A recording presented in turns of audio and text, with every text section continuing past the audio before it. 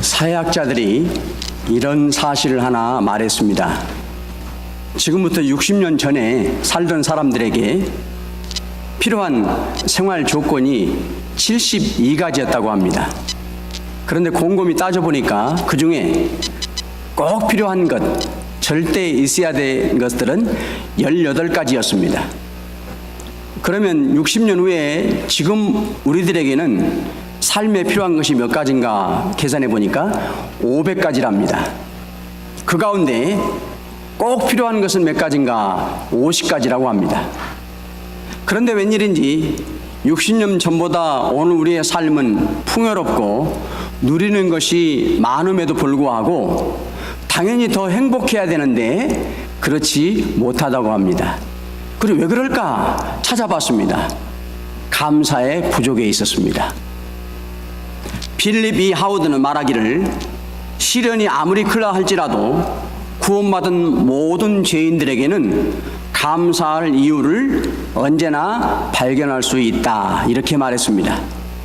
오늘 본문 말씀에 보면 바울은 자신의 신앙 여정을 돌아다 보면서 예전과 달리 현재를 보니까 감사할 이유가 있다, 이렇게 말씀하고 있습니다. 첫 번째 오늘 본 말씀 12절에 보면 자신에게 하나님 나라의 귀한 직분을 맡기신 하나님, 그 하나님 앞에 감사하고 있습니다. 나를 능하게 하신 그리스도 예수 우리 주께 내가 감사함은 나를 충성되이 여겨 내게 직분을 맡기심이니. 바울의 원래 이름은 사울입니다. 그런데 왜 사울이라고 이름을 지었나 전해진 바에 따르면 아버지가 이스라엘 역사의 초대 왕인 사울의 이름을 따서 지었다, 그렇게 전해집니다. 바울이란 이름으로 바뀌기 전에 얼마나 사울은 유대 교회에 열심히 했는지 모릅니다. 다메섹으로 가다가 예수님을 만나서 하늘의 음성을 듣고 변화해서 새 사람이 된 후에도 성경에 보면 여전히 사울의 이름이 기록되어 있습니다.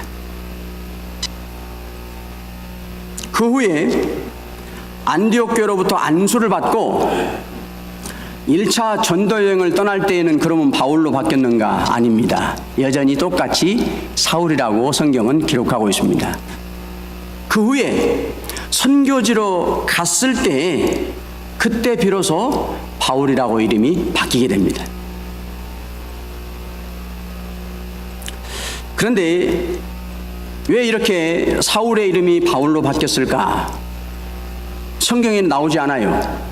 학자들에 따르면 이렇게 말해요. 지금까지 사울은 유대인들의 사도, 예루살렘을 중심으로 유대인들을 향한 사도였기 때문에 유대인들에게 익숙한 이름에 사울을 썼지만 이제 안수를 받고 선교지에 나가는 이방에 나갈 때에는 로마식 이름, 이방인들에게 듣기에 익숙한 로마식 이름이 필요해서 바울로 바뀌었다, 이렇게 학자들은 말하고 있습니다. 그래서 성경에 보면 우리가 바울 생각하면 항상 같이 동행한 사람이 있어요. 바나바. 그래서 바울이라고 이름이 바꾸기 전까지는 성경에 항상 바나바 이름이 바나바와 바울 이렇게 기록하는데 이름이 바뀐 다음부터는 바울과 바나바라 이름이 바뀌어요. 순서가. 하나님이 보실 때 더 귀하게 사용하는 사역자가 누구인가를 말합니다. 이제부터 이름이 바뀐 바울을 더 주도권을 가지고 하나님의 사역을 하게 하시는 하나님이신 것을 알게 됩니다. 사도행전 9장에 보면 사울이 예수 믿는 사람들을 잡아오려고 의기양양하게 다메섹을 향하여 가다가 다 이르렀을 때 하늘로부터 갑자기 비추는 강한 빛을 쏘이게 되죠. 그런데 얼마나 그 빛이 강했던지 3일 동안 눈은 떴지만 성경에 보면 볼 수가 없었어요. 그런 사울에게 예수님께서 한 사람을 보냅니다. 아나니아를 환상 가운데 불러가지고 너는 가서 사울에게 안수해서 눈을 보게 하라, 이런 명령의 말씀을 환상 가운데 들려주었어요. 그런데 아나니아가 주님이 환상 가운데 분명하게 명령했지만 가는 것을 망설여요. 왜 그러냐면 자기가 사울이라는 사람을 너무나 잘 알고 있었습니다. 아주 유대교에 충성스러운 사람, 열심인 사람, 오히려 크리스찬들을 잡아 죽이려고 쫓아다녔던 사람, 망설여지는 겁니다. 그때 주님이 다시 한번 아나니아에게 나타나셔서 왜 너가 가서 안수해야 되는지 이유를 말씀해 줘요. 내가 이제로부터 사도로 쓰려고 그러노라. 그 말을 듣고 아나니아가 용기를 내서 가서 사울에게 안수하게 됩니다. 또 세례를 베풉니다. 그랬더니 그 순간에 성령의 충만함을 입게 되고 며칠 후에 성경에 보면 즉시 이제 유대교의 회당들을 찾아다니면서 예수가 하나님의 아들이십니다, 이런 사실을 전파하기 시작합니다. 지금과는 완전히 달라져 버린 사울을 보고 유대인들은 무슨 생각을 했겠습니까? 정말 자연스러운 일이 아닙니다. 지금까지 예수 믿는 사람들을 모두 잡아가던 사람이 갑자기 그 예수를 믿으라고 하니까 당혹해 될 수밖에 없었습니다.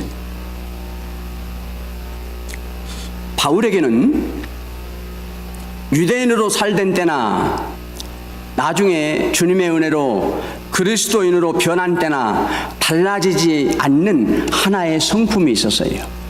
그것이 뭐냐면 충성입니다. 주님은 바울에게 있는 그 충성스러운 성품을 보시고 직분을 맡기셨고 충성스러운 바울에게 능력으로 함께 해주셨습니다. 예수님께서도 말씀하셨습니다. 지극히 작은 것에 충성하는 자는 큰 것에도 충성되고 지극히 작은 것에 불의한 자는 큰 것에도 불의하리라. 두 번째 오늘 본문 말씀 13절부터 15절에 보면 바울은 자신에게 풍성한 여러 가지 은혜를 베푸신 주님께 감사하고 있습니다. 오늘 본문 14절 말씀 우리 다 같이 읽겠습니다. 본문 14절 말씀입니다. 우리 주의 은혜가 그리스도 예수 안에 있는 믿음과 사랑과 함께 넘치도록 풍성하였도다. 한마디로 하면 주님께로부터 받은 은혜가 넘치고도 남는 풍성함이었습니다. 바울이 이토록 풍성한 은혜를 받을 수 있었던 비결이 오늘 말씀 가운데 나옵니다. 본문 15절 끝에 보면 이렇게 말해요. 죄인 중에 내가 개수니라, 이런 고백을 합니다. 이 개수란 무슨 뜻이냐면 첫째라, 그런 말입니다. 역시 본문 16절에 보면 이런 말씀이 나옵니다. 내게 먼저 일체 오래 참으심을 보이사. 이 먼저도 역시 똑같은 첫째란 뜻입니다. 바울은 내가 누구보다도 나의 죄는 가장 많습니다. 반대로 주님께로부터 받은 은혜는 누구보다도 최고로 큽니다. 이런 믿음의 고백을 했던 거예요. 그로 인해서 하나님께서 바울에게 풍성한 넘치는 은혜를 베푸셨던 겁니다. 바울은 예수님을 만나기 전에 다른 사람보다 결코 죄가 많은 사람이 아니었습니다. 도덕적으로, 율법적으로, 사회적으로 많이 준비된 사람이었습니다. 그런데도 왜 내가 죄인 중에서도 첫 번째로 가장 큰 죄인입니다, 이렇게 고백을 했을까요? 다른 사람들이 바울을 보고 최고의 죄인입니다 이렇게 부른 게 아니고 바울 스스로가 하나님 앞에 비추어 봤을 때 나의 죄는 가장 많은 사람입니다, 이렇게 고백했던 거예요. 본 말씀 15절 끝에 보면 15절 끝에 말씀을 쉬운 성경은 이렇게 기록했어요. 나는 죄인 중에서도 가장 큰 죄인이었습니다. 두 가지를 말씀하죠. 예수 믿기 전에 영원한 지옥에 가야 하는 그런 죄, 예수를 믿고 난 후에도 여전히 삶 속에 범하는 여러 모양의 죄들을 말씀하고 있습니다. 그래서 본문 14절에 13절에 보면 도저히 바울 자신은 자기를 볼 때 예수님의 십자가의 보혈의 은혜를 받을 만한 그런 자가 못 된다고 생각했어요. 왜 그랬습니까? 예수님 복음, 성도들을 향해서 비방했고 예수 믿는 자들을 폭행했고 스데반의 생명을 빼앗는 일을 서심지 않고 저질렀기 때문입니다. 그런 말로 다 할 수 없는 큰 죄를 졌기 때문에 감히 내가 예수 그리스도의 십자가의 은혜의 사랑을 받을 만한 자가 못 됩니다. 이렇게 고백했던 겁니다. 예수님께서 어느 날 베드로에게 두 사람의 진빛을 탕감해 준 얘기를 들려주었습니다. 한 사람은 500데나리온을 탕감해 줬고 또 다른 한 사람은 50데나리온의 빛을 탕감해 줬습니다. 그러면서 묻습니다. 누가 더 탕감해 준 사람을 더 사랑하겠냐? 베드로가 자신 있게 대답합니다. 당연히 예수님, 많이 탕감받은 500데나리온을 탕감받은 사람입니다. 예수님께서 너의 판단이 옳다, 그렇게 말씀하셨습니다. 바울은 이와 같이 자신은 예수님의 구원의 구속의 은혜에서는 너무나도 멀리 떨어진 자였다고 생각했어요. 그런 자신을 구속해 주셨어요. 예수님께서 다메섹 도상에 나타나서 친히 불러주셨어요. 그만큼 자신이 받은 은혜가 너무나도 크고 크다는 것을 알게 됐던 겁니다. 주님의 사도는 둘째치고 자녀가 될 수도 없는 사람이었다고 여겼습니다. 이러한 고백은 참으로 복음을 아는 사람만이 드릴 수 있는 고백의 모습입니다. 참으로 내가 받은 십자가의 사랑이 얼마나 크고도 큰가를 깨닫는 사람만이 드릴 수 있는 고백이에요. 또 바울은 자기 자신을 하나님의 기준에 맞추어 보았습니다. 죄인의 계수입니다. 자기만 아는 자기 속에 온갖 죄악상들을 보았습니다. 다른 사람들이 자신을 바라보는 외부적으로 드러난 의로움을 본 게 아니고 보이지 않고 들키지 않았지만 내 속에 정결치 못함을 보았습니다. 그런 후에 왜 은혜를 풍성하게 받았겠습니까? 그런 자기 속에 다른 사람은 모르지만 나만이 아는 하나님 앞에 정결치 못한 죄악상들을 하나님 앞에 낱낱이 고백했기 때문에 그 고백을 들으시고 하나님이 용서하시고 풍성한 긍휼을 베풀어 주셨던 거예요. 그래서 오늘 그 하나님의 은혜에 풍성한 사랑에 감사합니다, 이렇게 말씀하고 있는 겁니다. 마지막 세 번째 본문 말씀 16절에 보면 바울은 주님이 자신에게 영생을 주시기 위해서 오래도록 참으셨다 하는 사실을 알았어요. 또 그렇게 하신 의도를 알게 되었어요. 그래서 하나님 앞에 감사합니다, 이렇게 말씀하고 있습니다. 그러나 내가 긍휼을 입은 까닭은 예수 그리스도께서 내게 먼저 일체 오래 참으심을 보이사 후에 주를 믿어 영생 얻는 자들에게 본이 되게 하려 하심이라. 성경에 보면 사울은 예수 믿기 전에 예수 믿는 사람들을 찾아다니면서 때리기도 하고 위협도 했고요. 빌립보서 3장 6절에 보면 교회를 핍박했고요. 스데반을 죽이기로 결정했고요. 죽을 때에도 그곳에 지켜보고 있었어요. 그런 사울을 예수님은 지켜만 보고 계셨어요. 당장 그 자리에서 사울을 징벌하지 않으셨어요. 그것이 끝이 아니었습니다. 사도행전 8장에 보면 교회를 전멸하려고 했어요.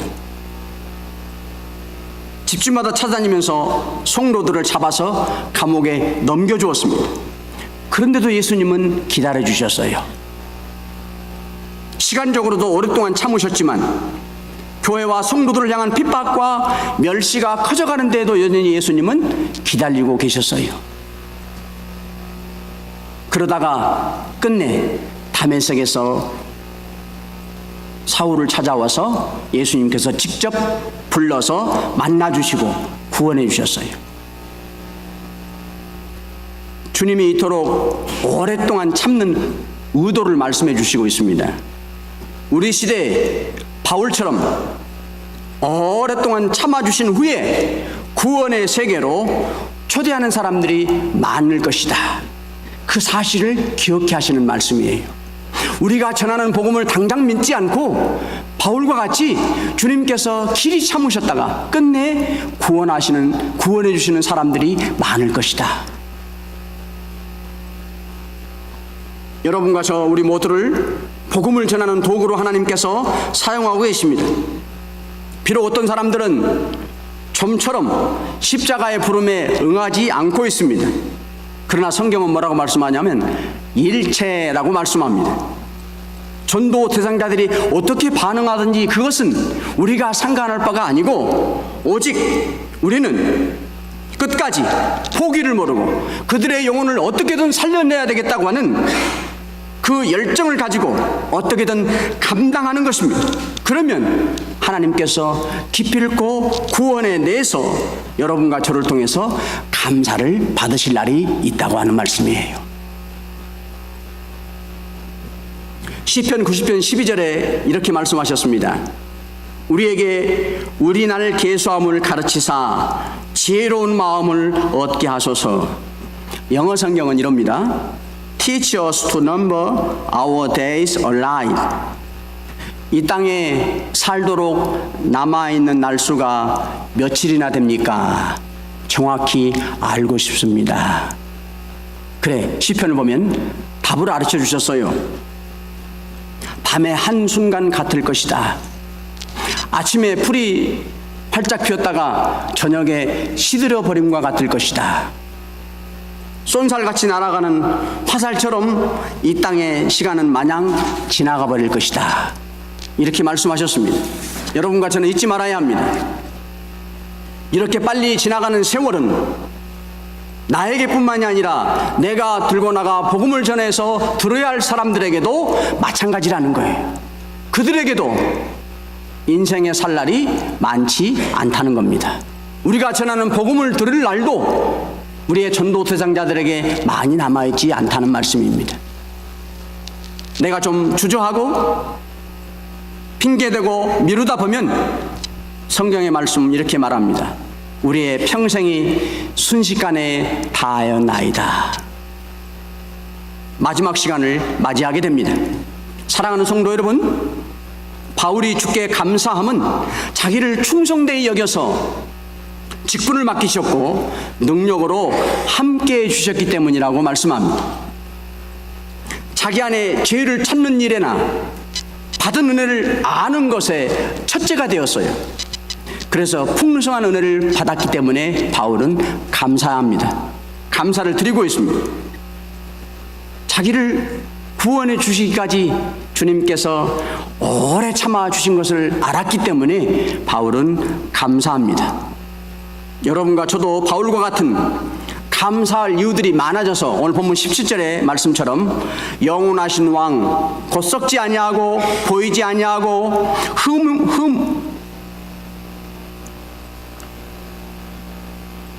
홀로 하나이신 하나님께 존귀와 영광이 영원무궁토록 있을지어다. 아멘. 이런 찬송을 여러분과 제가 불러드릴 수 있기를 간절히 축원합니다. 거룩하신 하나님, 이 시간에 바울이 주님께 드렸던 감사를 저희들도 다 드릴 수 있도록 은혜 베푸시기를 원합니다. 어찌하든지 하나님께서 맡겨주신 직분을 충성되이 감당해서 주님의 능력이 머물게 하시고 죄를 찾는 일, 받은 은혜를 감사하는 일 넘쳐나도록 은혜 베풀어 주옵소서. 하나님께서 나를 길이 참아서 구원해 주신 것처럼 우리가 전하는 복음에 들어야 할 전도 대상자들을 향해서도 길이 참고 인내해서 저들을 다 구원하는 날 주님께 감사하는 사랑하는 성도들 되게 하여 주옵소서. 예수님의 이름으로 기도하옵나이다. 아멘.